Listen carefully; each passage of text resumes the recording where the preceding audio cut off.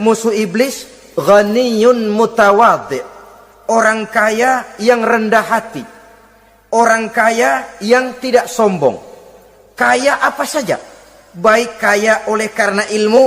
Orang yang kaya karena ilmu disebut orang alim. Baik kaya karena materi. Orang kaya karena materi dinamakan hartawan. Baik kaya karena kedudukan. Orang yang kaya karena kedudukan dinamakan pejabat. Orang kaya yang rendah hati itu musuh iblis. Beruntung dia menjadi musuh iblis. Iblis tidak senang ada orang kaya tidak sombong. Tapi iblis paling senang kalau ada orang kaya sombong. Lebih senang lagi iblis kalau ada orang miskin sombong. Masya Allah.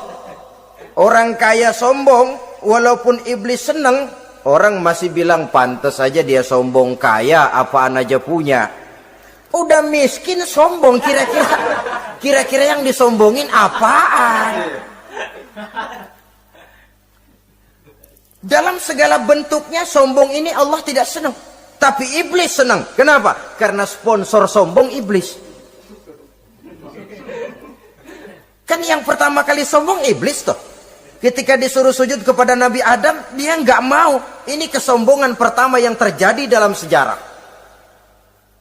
Ketika ditanya, kenapa kau tidak mau sujud iblis? Ah, saya kan dibikin dari api, Adam dari tanah. I am the best. Saya lebih hebat daripada iblis, daripada Adam. Adam baru kemarin dibikin, saya sudah lama.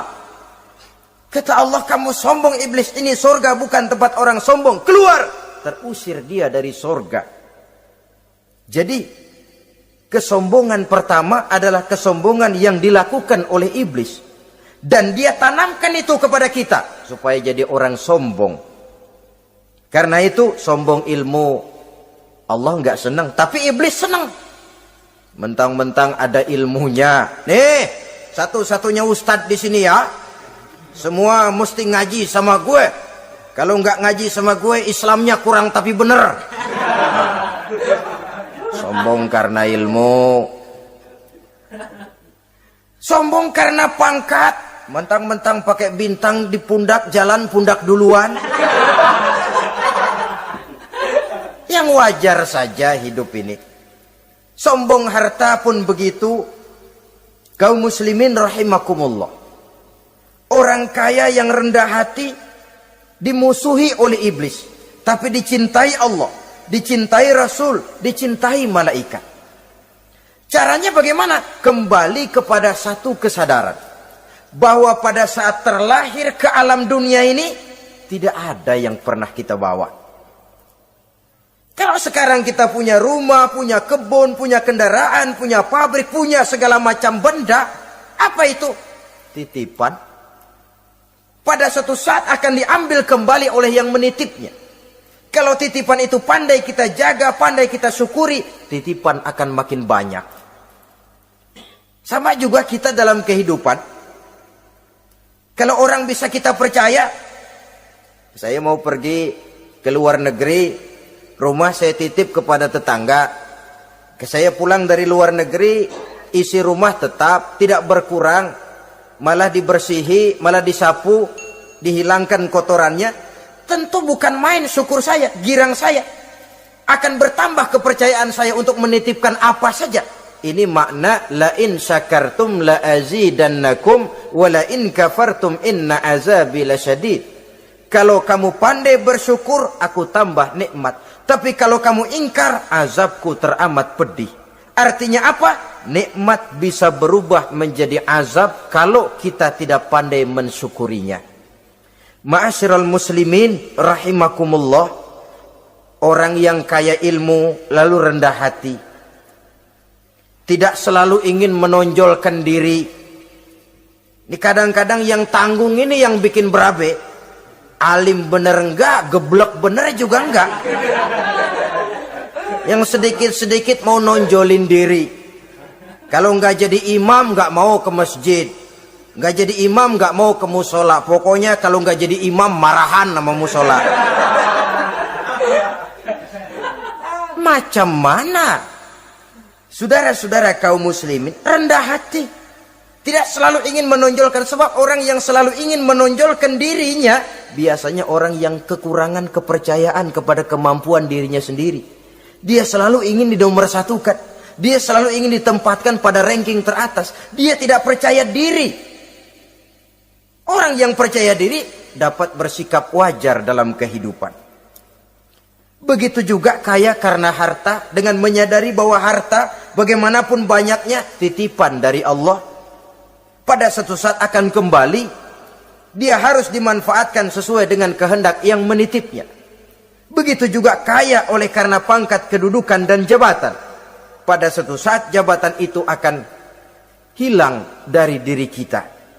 Karenanya sering saya jelaskan bahwa pangkat di dunia ini yang paling tinggi pensiun. Titel yang paling akhir almarhum. Saudara setuju atau tidak, titel itu akan saudara dapat. Bagaimanapun kita cinta kepada pangkat, kedudukan, entah pada akhirnya suatu saat akan sampai kepada posisi yang namanya pensiun.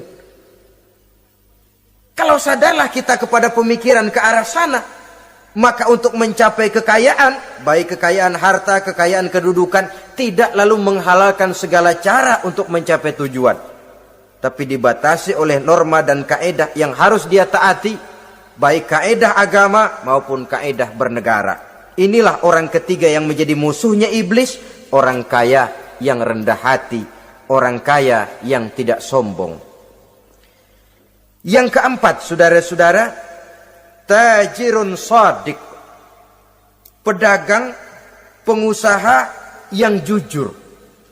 Iblis gedek betul, benci bukan main sama pengusaha, sama pedagang yang jujur, yang tidak ngurangi timbangan, tidak nipu pembeli, tidak barang yang jelek dibilang bagus, atau yang bagus di atas yang jelek di bawah, atau dicampur yang baik dengan yang jelek supaya kelihatan semuanya jadi baik.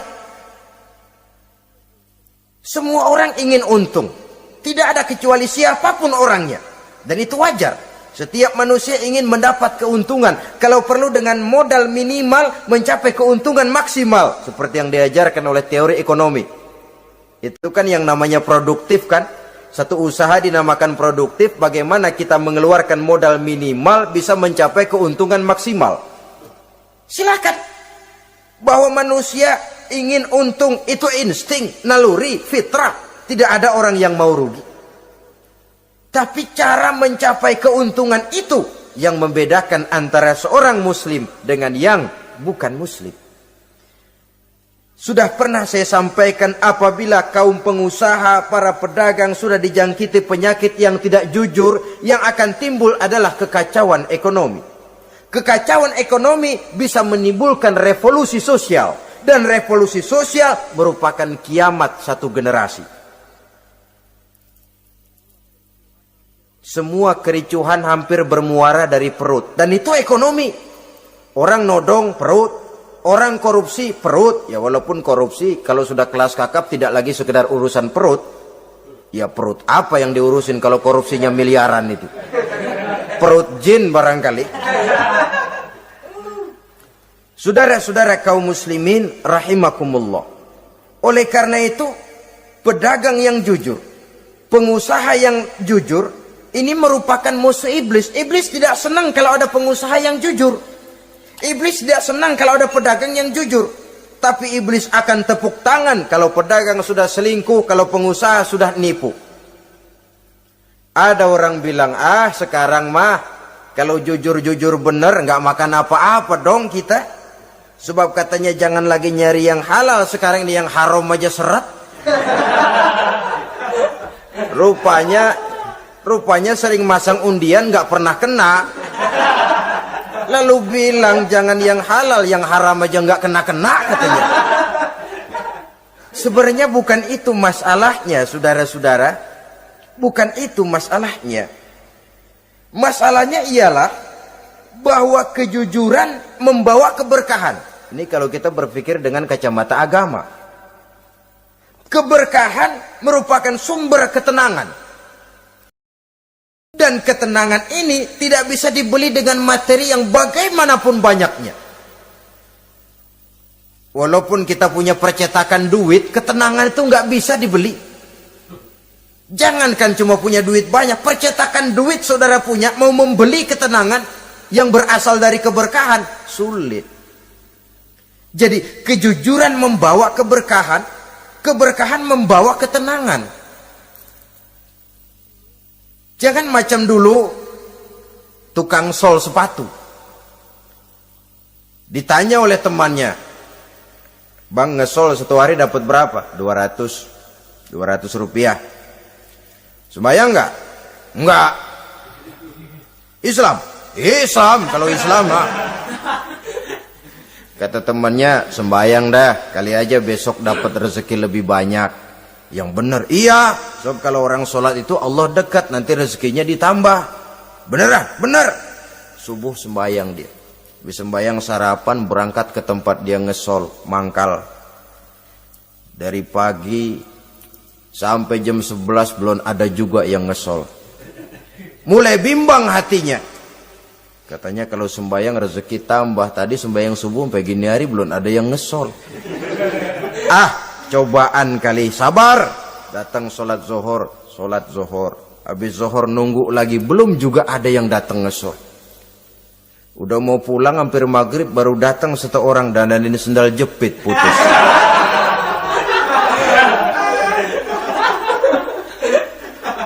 Sudah bayar 25 rupiah, pulang dia si tukang sol ini, ketemu sama temennya yang nyuruh sholat tadi. Ditanya, "Bagaimana penghasilan ini hari?" Apa dijawab? "Gua kapok deh sembahyang."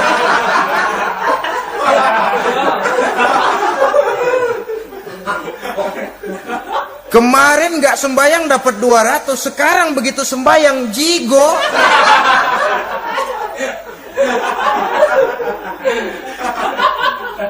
Dia tidak sadar bahwa dengan dari kacamata agama, 25 rupiah yang membawa berkah jauh lebih baik ketimbang 200 uang panas. Dari kacamata agama, 25 rupiah yang membawa berkah lebih baik daripada 200 rupiah tapi panas. Sebab panas menjauhkan kita dari ketenangan. Itulah sebabnya, maka pedagang yang jujur, pengusaha yang jujur menjadi musuh setan dan beruntung. Sekarang jadi pengusaha jujur-jujur nggak dapat proyek, Pak. Kalau nggak bisa semur. Padahal agama sudah menjelaskan ar-rashi wal murtashi finnar. Orang yang nyogok dan orang yang disogok, dua-duanya neraka. Kenapa? Join termasuk ta'awanu 'alal ismi wal udwan.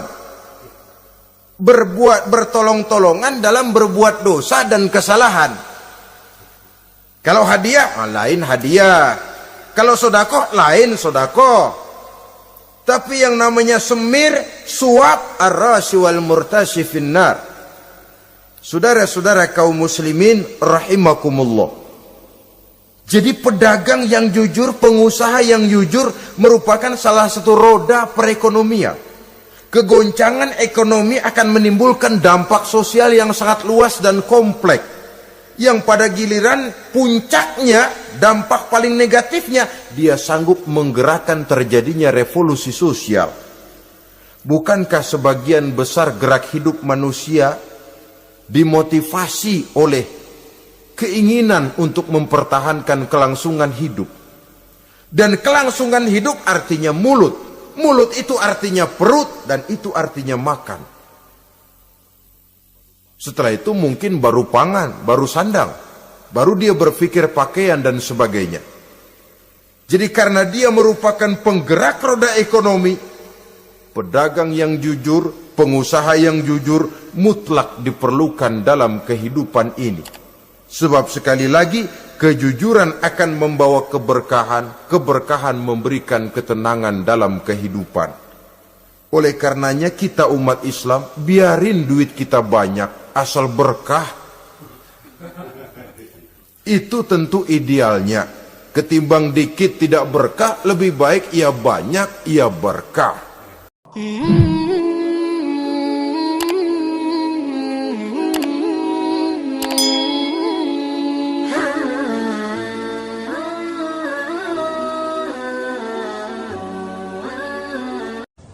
Terima kasih. Wassalamualaikum warahmatullahi wabarakatuh.